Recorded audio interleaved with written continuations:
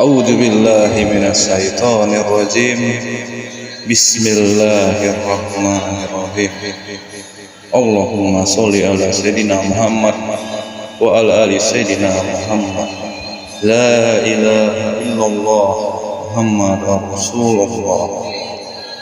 Assalamualaikum warahmatullahi wabarakatuh. Siapkan pembekalan dunia untuk akhirat. Kematian menjadi hal yang pasti dialami semua makhluk hidup setelah kehidupan dunia. Setiap manusia akan kekal tinggal di akhirat. Rasulullah Shallallahu Alaihi Wasallam pernah mengabarkan usia kebanyakan umatnya adalah berkisaran antara 60 sampai dengan 70 tahun.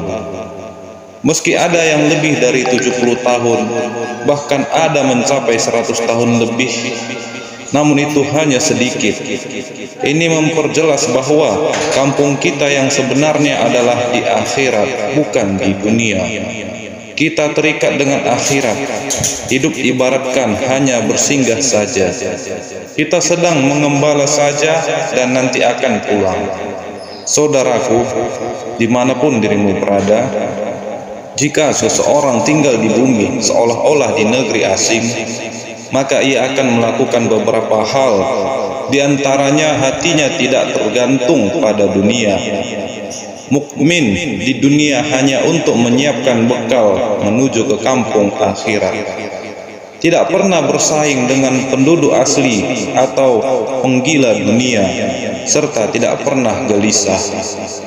Ia tidak akan gelisah ketika ada yang mendapatkan dunia. Hatinya bergantung pada kampung sesungguhnya yang nanti ia akan kembali, yaitu negeri akhirat. Saudara-saudariku, jika seorang hidup ibarat musafir atau pengembara, maka ia tidak akan punya niatan untuk menetap sama sekali. Orang seperti ini hanya ingin terus menelusuri jalan hingga sampai pada ujung akhirnya, yaitu kematian. Dan sepanjang di perjalanan, ia akan terus mencari bekal untuk safarnya supaya bisa sampai di ujung perjalanan dan tidak punya keinginan untuk memperbanyak kesenangan dunia karena ingin sibuk terus menambah bekal.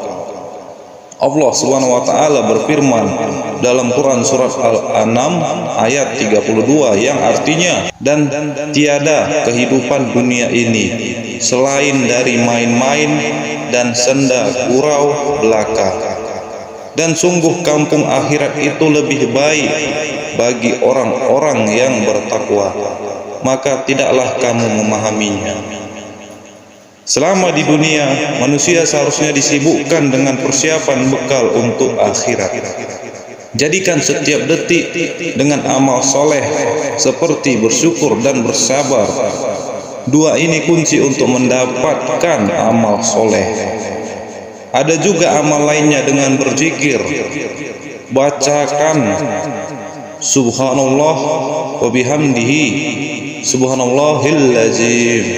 Dua kalimat ini ringan sekali diucap, namun berat di timbangan.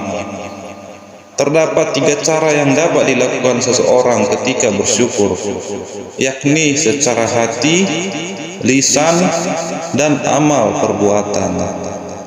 Secara hati berarti orang tersebut meyakini bahwa segala sesuatu yang didapat dan dialami dari Allah Subhanahu wa taala.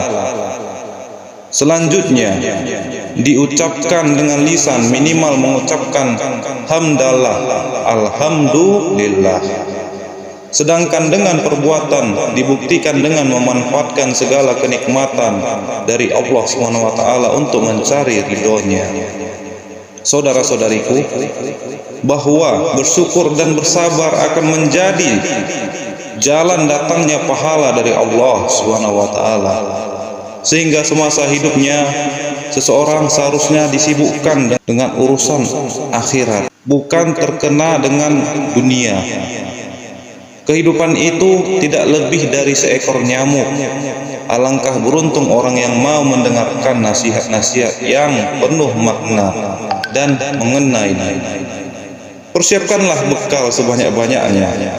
dalam hidup ini semangat berbuat baik, membantu keluarga, kawan, umat, dan handai taulan lainnya.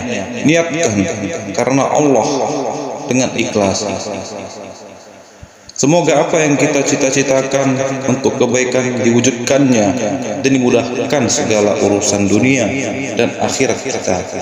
Amin amin ya Allah ya arhamar rahimin. Demikian kultum yang dapat saya sampaikan. Kurang lebihnya saya mohon maaf. Segala kesalahan dan kehilafan datangnya dari saya, dan segala yang benar datangnya dari Allah Subhanahu wa Ta'ala. Demi masa sesungguhnya manusia itu benar-benar dalam kerugian, kecuali orang-orang yang beriman dan mengerjakan amal soleh dan nasihat menasehati, supaya mentaati kebenaran dan nasihat menasehati, supaya menetapi kesabaran. Quran Surat Al-Asr 103 ayat 1 sampai dengan 3. Akhirul kalam, wabillahi taufiq wal hidayah. Wassalamualaikum